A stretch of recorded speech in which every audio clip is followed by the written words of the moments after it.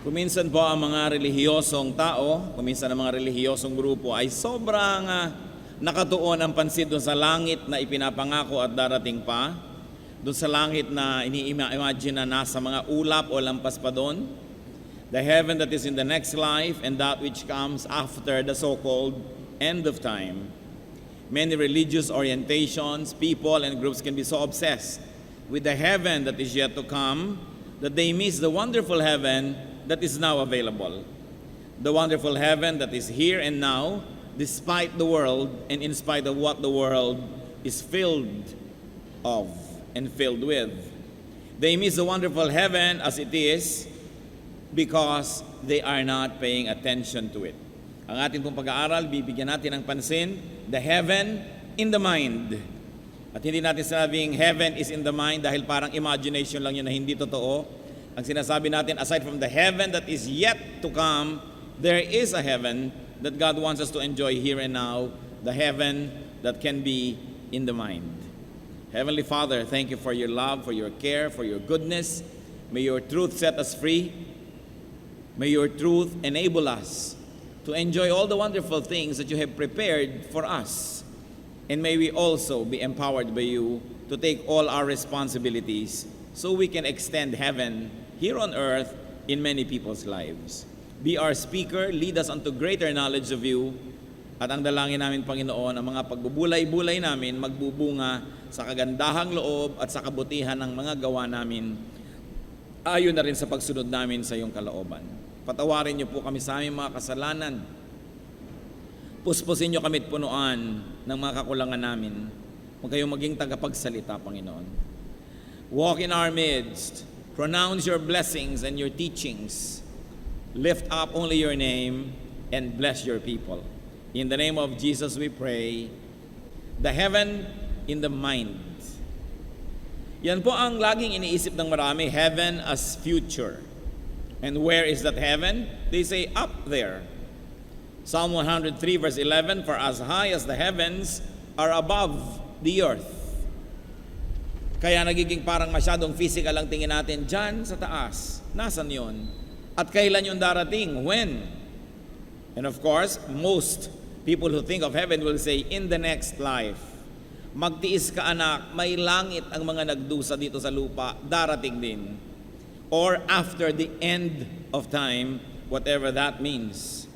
2 Peter 3 verses 12 to 13. As you look forward to the day of God and speed its coming, that they will bring about the destruction of the heavens by fire, and the elements will melt in the heat. But in keeping with this promise, we are looking forward to a new heaven and a new earth, the home of righteousness. And of course, a major Christian doctrine is to look forward to the heaven which is yet to come. When we talk about that heaven which is yet to come, especially when it comes to the point of view of many people and many religious orientations, people always ask how? How can we get there? And various prescriptions, according to religious scholar, are available. There are religious persuasions that say, by works. Kailangan magpakahirap ka, magdusa ka at maging parang impyerno sa hirap ang buhay mo para sa susunod, guminhawa ka. May mga gano'n nagtuturo.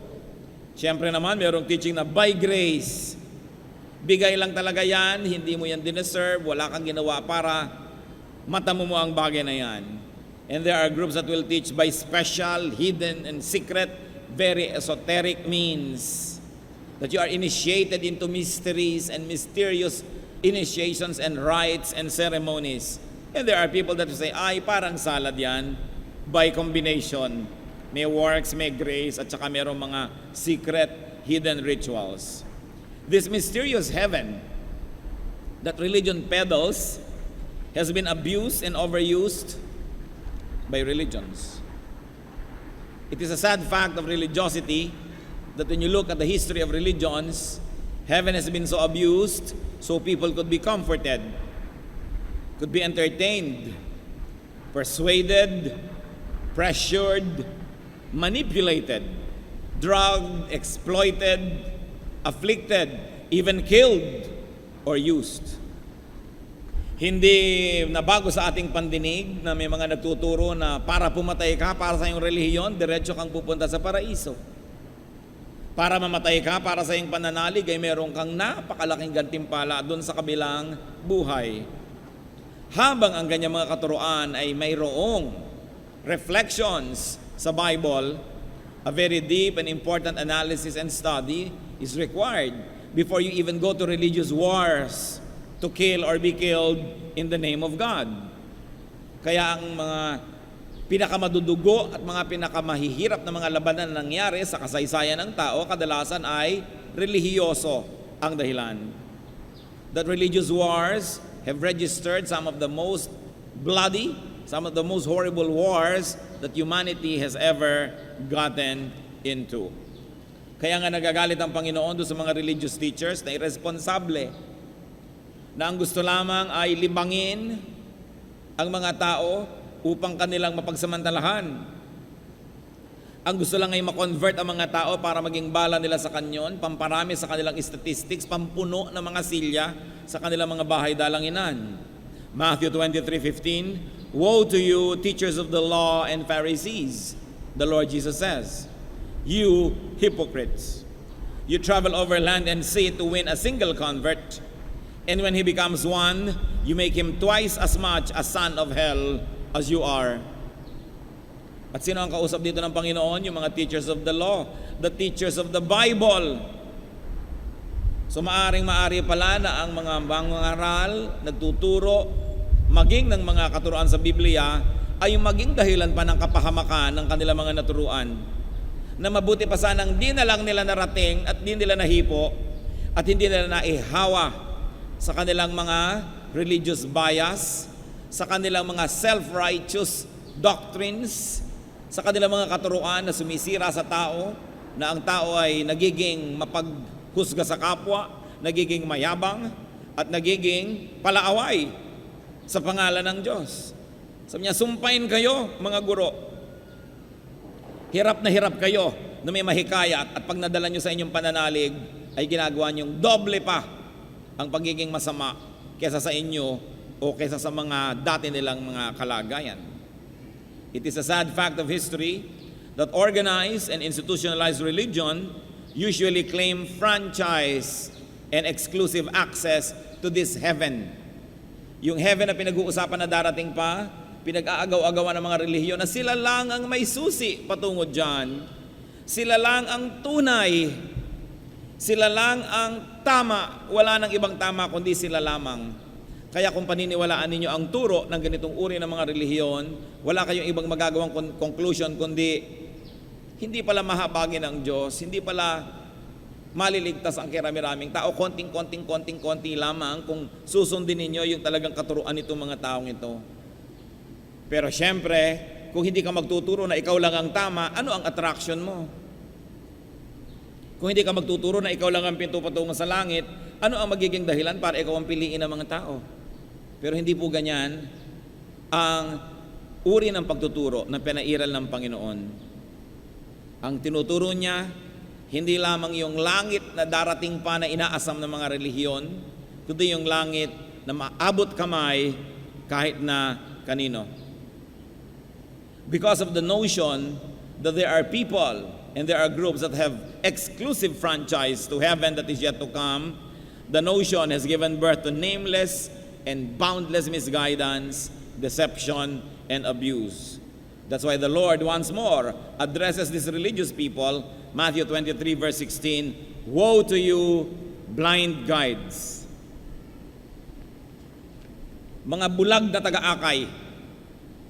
At saan ba dadalhin ang bulag na taga-akay ang kanyang inaakay kundi pareho silang mahuhulog sa bangin? But yes, we believe of course that there is heaven that is yet to come. The Bible is very clear about that. It is a recurrent theme. But there is a heaven that many of us neglect. Kung tayo nasa Panginoon, wala na tayong inabangan kundi yung wala pa. But there is a heaven that is now. Let's take a look at heaven as now. What I call the heaven in the mind, and you may want to call it the same way if you agree. Where is it? It is here, in the heart, in the mind. Whatever your concept is of the center of one's personality.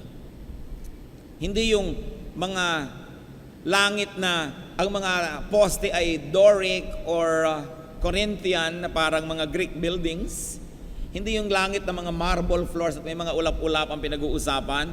The heaven that is in the heart and in the mind is primarily what Jesus wants people to have.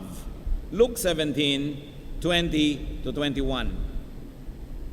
Once having been asked by the Pharisees when the kingdom of God would come, Jesus replied, "The kingdom of God does not come with your careful observation, nor will people say, 'Here it is,' or 'There it is.'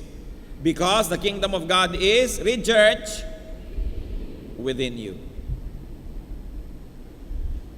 This is a world of meanings, often neglected by many people because they're obsessed with the heaven up in the clouds.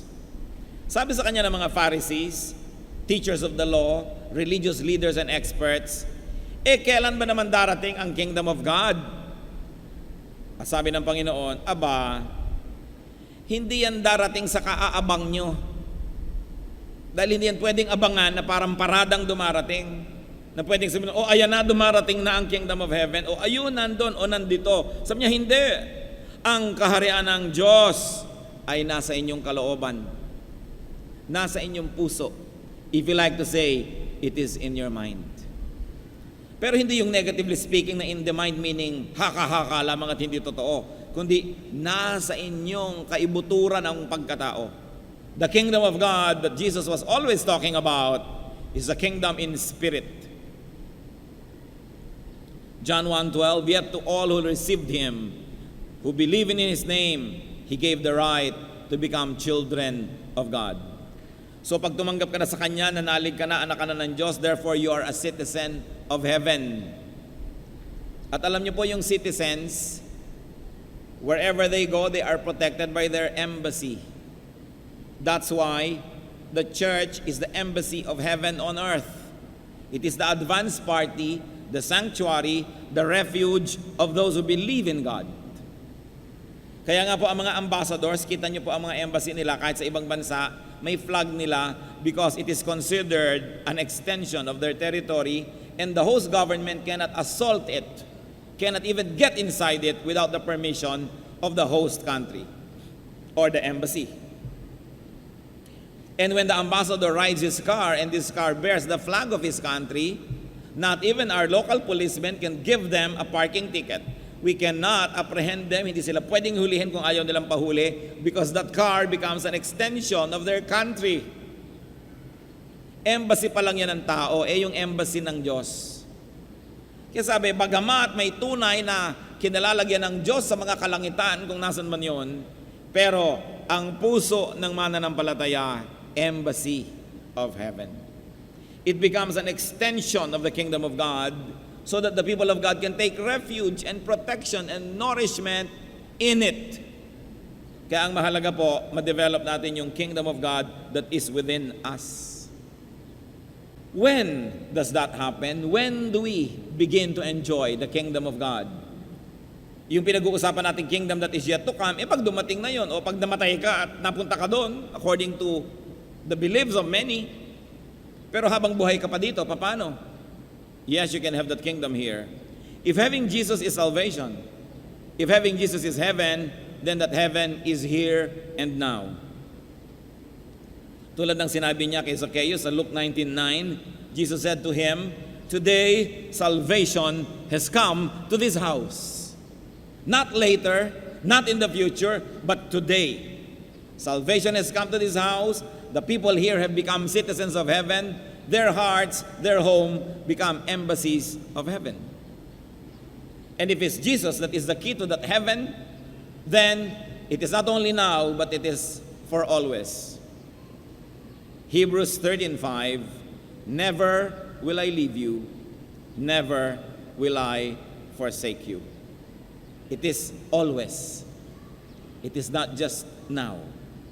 Now, how do you get there? Because the kingdom that we're talking about is not a physical place, then you don't go there by transportation, but you go there by transformation. Because it is a spiritual kingdom, then it can be had and enjoyed through a spiritual experience. So how do you have the kingdom of God that Jesus is talking about? by transformation first in thought. Because it is in the mind. So if you're going to change the contents of your mind, you have to change the way that you think. Romans 12:2. Do not conform any longer to the pattern of this world, but be transformed by the renewing of your mind. Then you will be able to test and approve what God's will is, His good, pleasing, and perfect will. Huwag na daw makiayon sa paraan ng pag-iisip ng sanlibutan, kundi baguhin ang lahat-lahat at magbago sa pamamagitan ng pagbabagong loob, pagbabago ng isip, pagbabago ng paraan ng pag-iisip. Sapagkat kung nagbabago tayo ng paraan ng pag-iisip, mababago ang paraan ng ating pagkilos, mababago ang ating mga gawa, mababago ang ating mga kinakahiratian at ang ating mga habits, mababago ang ating pagkatao, therefore mababago ang lahat. Kahit ang buong paligid mo hindi nagbago. Dalawa po, at least two, dahil marami yan, there are at least two forms of reality that we can experience. One is the reality that is physical. Yung nangyayari, halimbawa, meron kayong asawa o kasintahan o mahal sa buhay in a romantic way, at nakita nyo nakikipagyakapan sa iba, kitang-kita nyo, reality happening physically, ano mangyayari, mararamdaman ninyo? Bibilis ang inyong pulso, lalakas ang tibok ng inyong puso, mag-iinit ang inyong mga punong tainga, luluwa ang inyong mata, magkakaliko-liko ang inyong mukha, at matitigas ang inyong muscle, at susugod kayo at magagalit kayo at maninibugo kayo dahil nakita ninyong totoo. Physical reality. Ngayon, another reality that is in the mind. Nasa bahay kayo, wala ang inyong mahal sa buhay, malayo, pero naisip-isip niyong siguro may kayakap siyang iba ngayon. Nagyayakapan sila, napakatamis ng kanilang samahan. Anong mararamdaman niyo? Bibilis ang inyong pulso, lalakas ang tahip ng inyong dibdib, maninigas ang inyong mga muscle, magkakaliko-liko ang inyong mukha, mag-iinit ang punong tainga nyo. Lahat ng nangyayari, pag physically na nangyayari yon, mangyayari sa inyo. Pero, it's all in your mind. And yet, although it's only an imagination, it's already affecting you as if it's really happening. Because really, it has already happened. Maybe not in physical reality, but inside of you it happened. Kaya kung gusto po ng tao na magkaroon ng kalangitan, kapayapaan, katahimikan sa kanyang puso, sa kanyang buhay, hindi niya kailangang baguhin ang mundo dahil ang tagal pa bago mangyari yung tutupukin ang mundong ito at babaguhin ng Diyos. Alangan namang intayin niyo pa yon. Hindi kailangang magbago lahat ng masasama, baguhin lahat ng problema ninyo, magkaroon kayo lahat ng pera, gumaling lahat ng inyong sakit para kayo sumaya. Because when you decide in your heart that you're going to enjoy the peace of God and you believe that God can give it, you can have it no matter what the situation is. And that is the heaven in the mind. At iyon ang marapat nating naisin na makamtan habang hinihintay natin yung physical, tinatawag nating real heaven. Kailangan maranasan natin ipinangako ni Jesus that the kingdom is within you. Kaya ang mga tunay na mananampalataya, ang malalalim ang mga pananalig, kahit walang kapera-pera, hindi nag-aalala. Sasabihin nila, well, may Diyos. Pagkakain na ako, papakainin ako ng Diyos. Yung mga may sakit na hindi pa gumagaling, sabi nila, may Diyos. At kung hindi man ako gumaling ngayon, napadali ang aming pagkikita, gumraduate ako mula sa buhay na ito, hindi ako masyado mag-aalala. Yung mga ang anak ay malalayo, ang mahal sa buhay ay malalayo, nag-aalala sa sabi nila, may Diyos. Yung Diyos ko dito, Diyos din doon. Kakausapin ko ang Diyos, ibibilin ko. Mas mahal nga yun ng Diyos kaysa mahal ko yun. So, magpapakapayapa ako dito. Pero yung mga taong wala sa Diyos, kahit nandyan na yung pera, nandyan na yung pagkain, nandyan na lahat, ligalig pa rin ang buhay nila at magulo pa rin. Because they don't have the heaven in their heart. And what do they have? The hell that is in the heart. Kasi kabaligtaran lang yan. Because there are Christians who are going definitely to heaven in the next life, but on earth, they live in hell. Because the hell that is in the mind is what is ruling their lives. So you want to enjoy heaven now? Be transformed by the renewing of your mind. Huwag niyong bigyan ng Diyos ng napakaraming kondisyon. Magbago sana ang aking biyanan para ako matahimik, tumalino ang aking anak, lumaki ang aking pera, magkaroon ako ng bahay, lahat. Paano mangyayari lahat sabay-sabay? Nabubuhay tayo sa isang mundong napaka-imperfect. Pero nangyayari yan. The Lord said, hindi na dumarating ang langit sa kaaabang nyo, hindi yung makikita kahit kailan, because it is in the heart. It is within you. 2 Corinthians 3:18, and we who with unveiled faces all reflect the Lord's glory are being transformed into His likeness with ever increasing glory which comes from the Lord who is the Spirit. Ano lang po ang central thought nito? Kung tayo nasa Panginoon, palalim ng palalim ang ating pananalig, pataas ng pataas ang ating espiritu, at patibay ng patibay ang ating pananalig, to the point that heaven is already real inside of you. Tulad na nga sinabi natin kanina na example. Kayong mga tao, init na init, merong mga taong sobrang lakas ng isip na i-imagine nilang nagiginaw sila at talagang nagiginaw. Meron naman mga tao na ini-imagine lang nila ang isang napakatahimik na puok, may mga ibon, mga halaman, may batis, na kahit nakatira sila sa estero, sumasaya ang kanilang pakiramdam because it is their garden in the heart.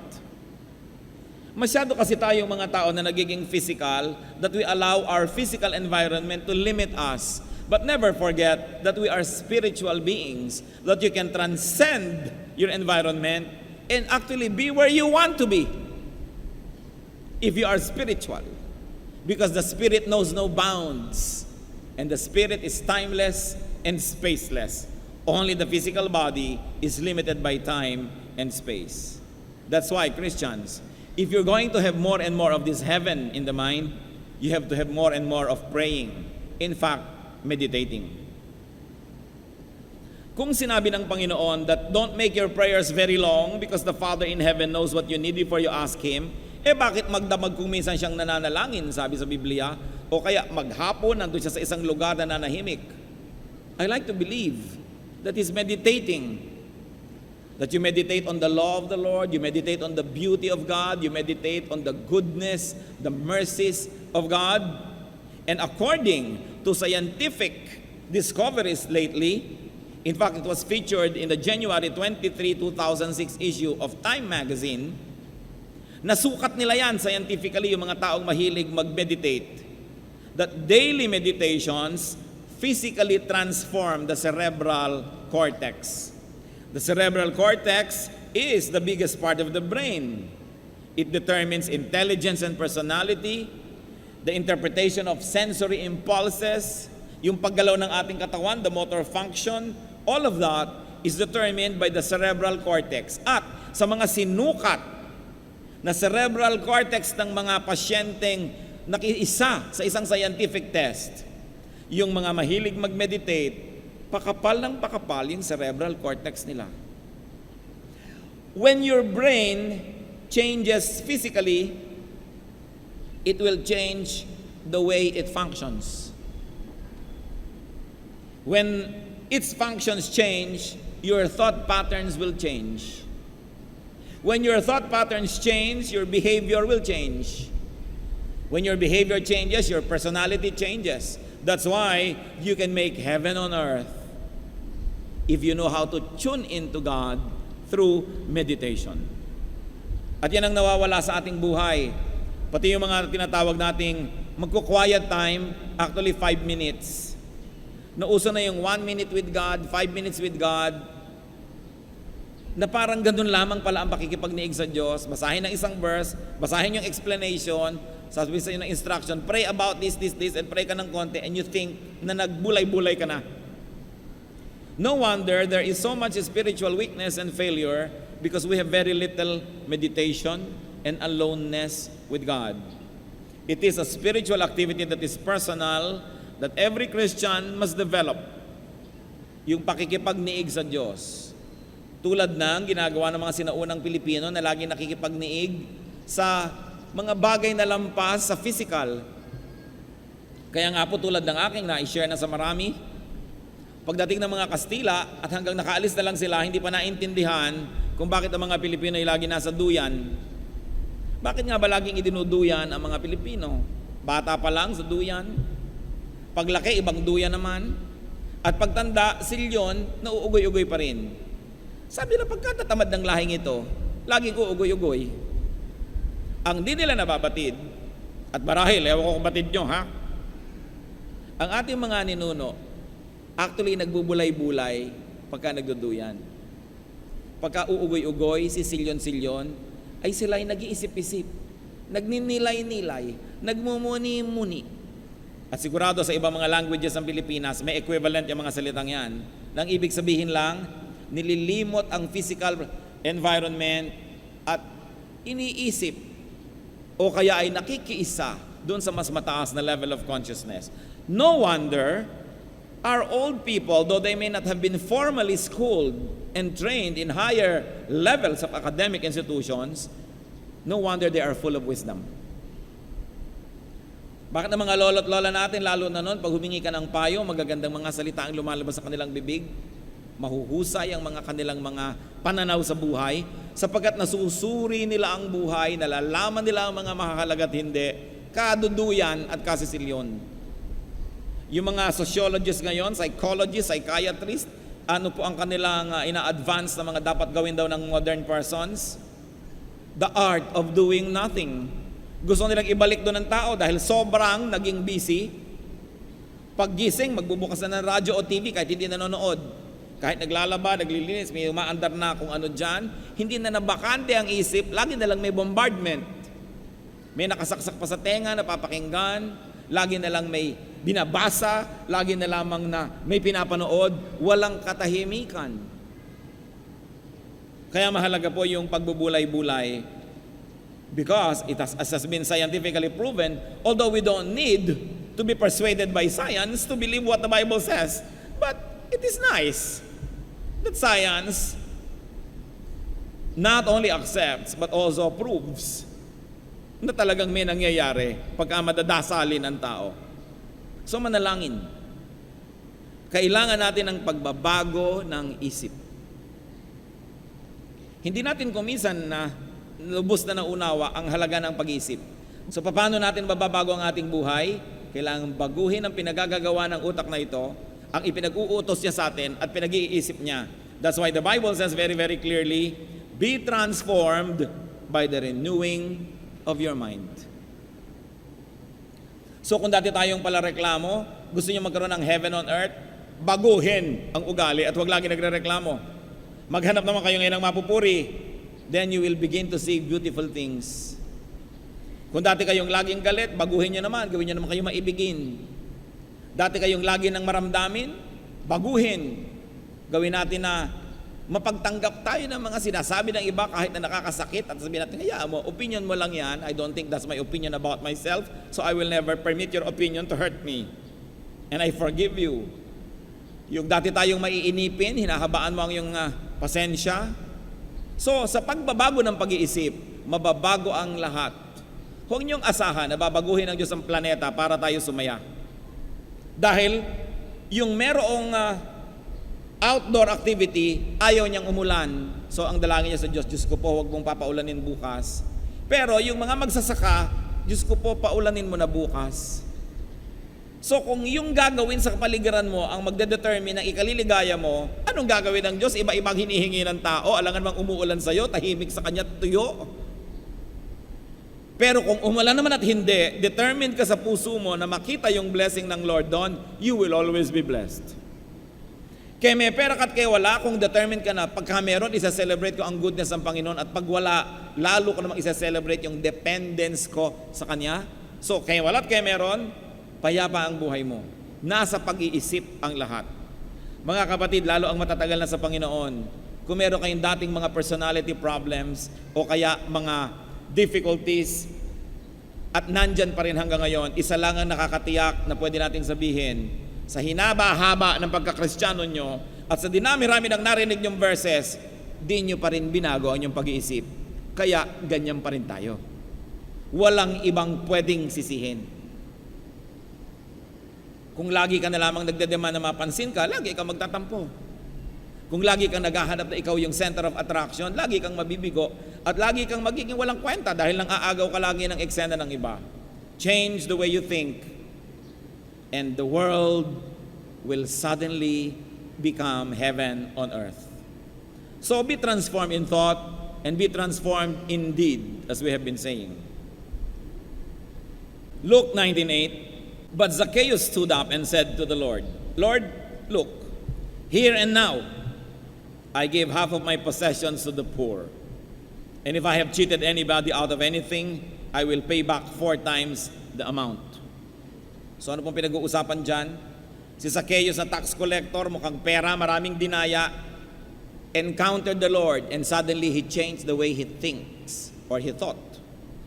At sabi niya, yung pagpapahalaga ko nun sa pera, babaligtarin ko na ang papahalagahan ko yung katotohanan, katwiran, tao at Diyos. So Lord, ibabalik ko na sa mga dinaya ko ang aking mga kinupit, ipapamigay ko sa mahihirap ang iba kong kayamanan, iibahin kong buhay ko. Bakit iibahin? Kasi naiba ang pag-iisip. Bakit naiba? Dahil nakita niya si Kristo. So it's also a transformation in essence and spirit that is important. Exodus 34:29, when Moses came down from Mount Sinai, he was not aware that his face was radiant because he had spoken with the Lord.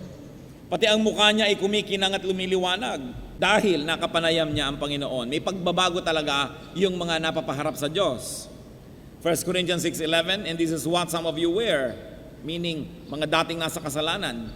But you were washed, you were sanctified, you were justified in the name of the Lord Jesus Christ and by the Spirit of our God. So pwedeng mabago ang lahat sa pamamagitan ng ating pananalig at pagsunod sa Panginoon. So change in essence and change in spirit. And it can be done by transcendence, by independence and freedom from the world. Hindi ka masaya lang pagka merong tubig, kahit wala masaya ka. Hindi ka masaya lang pagka maganda ang panahon. Masaya ka rin kahit umuulan. At mga kapatid, gusto ko pong bigyan ng puna ito, huwag niyong sinasabing bad weather. There is no such thing as bad weather. Because weather comes from God. Kahit kumikidlat-kidlat, nare-recharge ang electrons ang ating atmosphere. Kailangan ng planeta ang mga kidlat. Tumabi-tabi ka lang nang huwag kang tamaan. Pag malakas ang hangin at may bagyo, nare-replenish ang mga energies ng mundo. Binabalanse ang mga imbalances. Yung sobrang init dito, inaalis. Yung sobrang lamig, inaalis. Kaya lumalakad ang mga init at lamig. Huwag ka lang pakalat-kalat para di ka sipunin. Don't say bad weather. You might want to say rainy weather. You might say windy weather. You might say ang lakas ng ulan, ang lakas ng kulog ng kidlat, pero huwag niyo sabihin masungit at masamang panahon. Dahil galing din yan sa Diyos. Appreciate natin yan. John 16:33, I have overcome the world. Kaya kong sumaya kahit pinapalungkot ako ng mundo.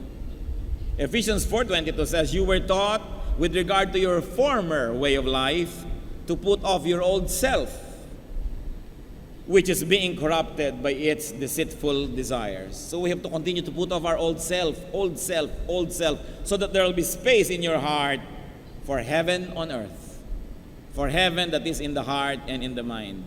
And of course, we get transformed by association with Jesus. When you are associated with Jesus, changes will happen, naturally.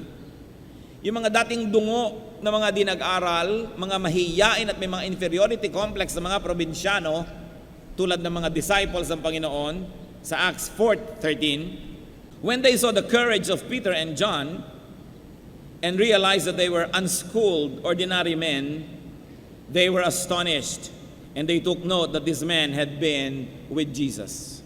Nagulat sila, ba't ang lakas na loob ng mga taong yan? May mga PhD ba para magturo? Mayayaman ba yan? Walang pinangingimian? Nagsasalita ng gustong sabihin kahit sino kaharap? Bakit wala silang inferiority complex? At sabi niya, ay oo nga, kasama ni Jesus.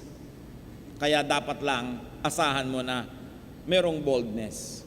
Kaya mga anak ng Diyos, Kung si Jesus nasa inyo at si Jesus sa inyong Panginoon, you have no business feeling inferior to anybody. Hindi kayo dapat may mga mahihiyain ako, hindi ako makakanta, hindi ako makabasa, na para kayong bulating na mimilipit na kinakagat ng langgam tuwing tinatawag para magbasa ng Bible. Hindi bagay sa mga anak ng Diyos yan. They remembered that this man had been with Jesus. Kaya kahit hindi sila nakarating sa mataas sa paaralan, malalakas sa mga loob, hindi mga mahiyain, ganyan ang Espiritu ng Diyos, pinapalaya tayo mula sa ganitong mga inferiority complex. Kaya huwag kayong magpatuloy sa ganitong mga di magandang mga kaugalian na ayoko, nahihiya ako, huwag akong umaten, baka ako matawag. Hindi bagay yan sa mga anak ng Diyos. Because we must have the spirit of strength and courage. Although we should still be proper. Hindi naman sobra tayo mga presko at mga mayayabang, pero hindi tayo dapat mga dungo at mga mahiyain dahil anak tayo ng Diyos. At ano pa? The change of essence by connection. When you are connected with the Lord, you will be powerful. John 15:5, I am the vine, Jesus speaking here, you are the branches. If a man remains in me and I in him, he will bear much fruit. Apart from me, you can do nothing. So may magagawa tayo basta't lagi tayong nakakonekta sa Panginoon. So how not to miss, in fact, how to enjoy this heaven now? Claim it. It's there for you to claim. Pero dapat siyempre makilala yan. Matthew 13:44-45, the kingdom of heaven is like treasure hidden in a field. When a man found it, he hid it again, and then in his joy went and sold all he had and bought the field.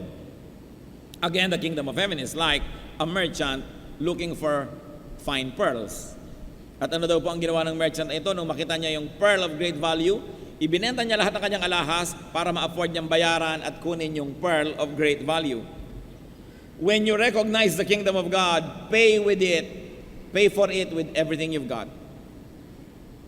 Ang kapayapaan pala ay kalimutan nyo itong si bigote, kalimutan because you have found the pearl of great value. Ang katahimikan pala ay tigilin nyo ang pandaraya kahit na maraming pera binibigay yan sa inyo, tigilan yan, ibayad yan, bilhin yung pearl of great value which is the kingdom of heaven. Ang kingdom of heaven pala ay buhay na malinis at hindi immoral, pues kalimutan ng mga immorality kahit nagbibigay ng pleasure because you pay with everything you have for the kingdom of heaven that you have discovered. May bayad. Hindi naman pera ang bayad dyan. Ang bayad lang ay pagpili. Pinipili mo ito kaysa sa iba. Pinipili mo ang kapayapaan kaysa sa gulo. Pinipili mo ang kabanalan kaysa kasalanan. Pinipili mo ang katuwiran kaysa kalikuan. So you pay because you now will have to abandon even bad habits that have become parts of our lives. But when you find the kingdom of God, pay for it with everything you've got because it's worth it. Hindi dapat panghinayangan ang mga sakripisyo, ang mga tinatanggal sa buhay at mga pinuputol na relasyon para lang lubos na maghari sa ating puso ang kaharian ng Diyos. Sapagkat isa lang ang kasya sa puso mo at any given time, you cannot serve God and other gods. Kailangan pumili ka. At ang mahalaga, makita natin ito ang mahalaga, ito ang kailangan ko. Kaharian ng Diyos, langit sa puso ko, kapayapaan, paraiso dito sa lupa. Kailangang baguhin ko ang aking buhay, ang aking pag-iisip, and it will be yours. So you've got to claim it, recognize it. Or baligtarin nyo, recognize it first, then claim it.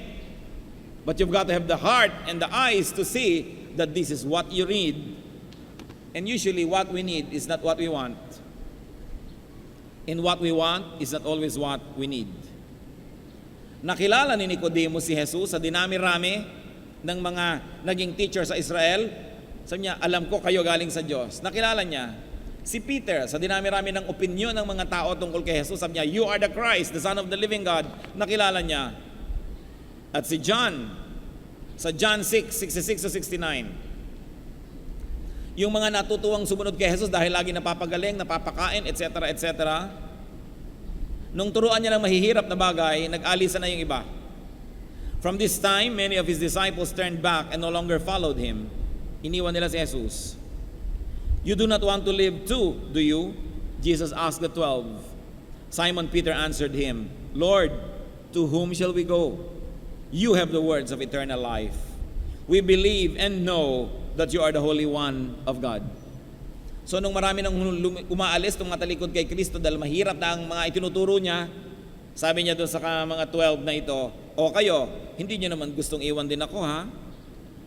Bakit naman po namin kayo iiwan? Kayo ang pinagmumula ng mga salitang nagbibigay ng buhay. So sabi nila Peter dito, kahit mahirap, kahit hindi namin laging nauunawaan, kahit na ang buong mundo'y tumalikod, hindi namin gagawin because we knew you. We met you and we know that you are the word of life. And if you have met the Lord and you know that He is the word of life, you will not leave Him just because it is inconvenient.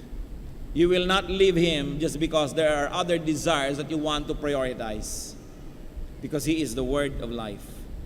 So, what do? How can you enjoy heaven now? Think it. Hindi ko sabing think about it, but think it. Yun ang gawin yung iniisip nyo. And the power of thought, the reality that is beyond the physical, will become real in your lives. Live it and live in it. Live in that heaven now.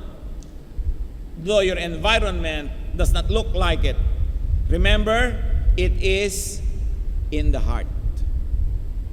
It is within you. Ang kagandahan ng langit na ito, kaya niyong dalhin kahit saan kayo pumunta. You dignify a place by being there. You bring heaven with you. That's why it is important that we become ambassadors, extensions of the kingdom of God. Philippians 1:21, for me to live is Christ. So live Christ, live in Christ, and let Christ live in you. And no matter what your environment is, you will have this heaven on earth. So be sure that you will go to heaven that is yet to come, ha? Na hindi naman ang topic natin ngayon. Tiyakin nyo rin, nakasama kayo doon sa darating pa. At alam nyo naman itinuturo, believe in the Lord Jesus, accept Him as Savior and Lord, and you will be made children of God. But meanwhile that it is not yet, make sure that you are in heaven now, the heaven that has already come. In fact, the heaven that can readily come to anybody. Matthew 12:28, pinag-uusapan na naman kung nasa niyang kingdom at kailan. Sabi ni Lord, but if I drive out demons by the Spirit of God, then the kingdom of God has come upon you. Sabi niya, anong inaantay niyong mga ulap-ulap, trumpet-trumpeta? Kung nagpapalayas ako at lumalaya sa mga demonyo mula sa mga buhay niyo, dumating na sa inyo ang kaharian ng Diyos. So ano po ang isang patunay na nasa atin ang kaharian ng Diyos? Napalayas na ang mga demonyo at demonyitong nakikitira sa atin. Kaya titingnan nyo lagi ang sarili nyo, sarili natin, mananalamin tayo, may mga alaga pa ba ako? Kasi pag dumating si Jesus at dumating yung kingdom sa inyo, isa sa mga senyales nun, napalayas ang mga demonyo. So tanungin yung katabi nyo, ikaw, may alaga ka pa ba? Na yung pagka naprovoka, nalilimutan mong Kristiyano ka. Diba? May alaga ka na dyan, paalisin yan. Sabi ni Lord, if I drive out demons by the Spirit of God, then the kingdom of God has come upon you. Dumating na. Huwag niyong abang kayo ng abang, kailan, petsa-petsa, compute. Hindi yan ang sinasabi ni Jesus na darating. Sabi niya, nasa puso mo. So, do not just treat and diminish and minimize and trivialize the present life as just a preparation for the coming heaven. Mahalaga mga kapatid ang buhay na ito. Huwag natin siyang walain ang halaga sa pamamagitan ng pagtuon lang natin sa darating pa. Nalilimutan tuloy natin yung ngayon. Narito yan ngayon. Life now, life here, offers fullness. In fact, it offers heaven. Sabi ni Lord sa John 10:10, the thief comes only to steal and kill and destroy. I have come that they may have life and have it to the full. Here and now, you can have a full life. But it depends on what is full. Kung sa'yo ang full life ay yung may 3 bahay, may 5 kotse, may 5 asawa, may bilyones, hindi ka na siguro magiging full kahit kailan. So kung hindi mangyayari yun, what do you do for you to be full? Change your mind. Change what is the meaning of full, and you will be full. It's all in the mind. So what is important for us is to find, to experience, to enjoy and to share this heaven now. Brothers and sisters, with the help of God, you can create this heaven in your heart, in your home, in your community, in our church, in our nation, on earth. Heaven on earth. Aming Diyos, buksan niyo nga po ng lubos sa aming isip nang lalo pa naming maunawa ito. Itong heaven that is in our heart. The kingdom of God, the kingdom of heaven that is inside us. Ipaunawa niyo po ito sa amin, Panginoon. Sa mga kapatid namin panauhin na nabubuhay sa malaimpyernong paraan, ituro mo na pwedeng maiba ito. That by receiving Jesus into our hearts and lives, we can become children of God, citizens of heaven, and we can create heaven in our hearts. In fact, even in our midst. Ituro mo sa amin, Panginoon, yung halaga nung darating pa na itinuturo sa Biblia at yung dumating na itinuturo rin ng Panginoong Jesus. Buksan niyo po ang aming mata kung anong nagiging sagabal para kami maka-enjoy nitong heaven, nitong kingdom of God within us. Ano po sa paraan ng pag-iisip namin, sa paraan ng pamumuhay, ang naglalayo sa heaven na ito at naglalapit doon sa hell on earth? Teach us. Magbulay-bulay tayo, mga kapatid. Suriin ang ating mga sarili. At kung sa inyong pananaw, you enjoy this heaven, this kingdom of heaven within you, thank God. It is only possible because of God's grace.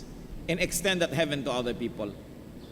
And if you think na kulang yon, madalas nga nagiging parang hell, mag-isip.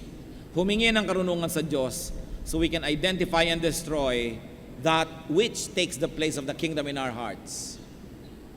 Empty your heart of the kingdom of hell.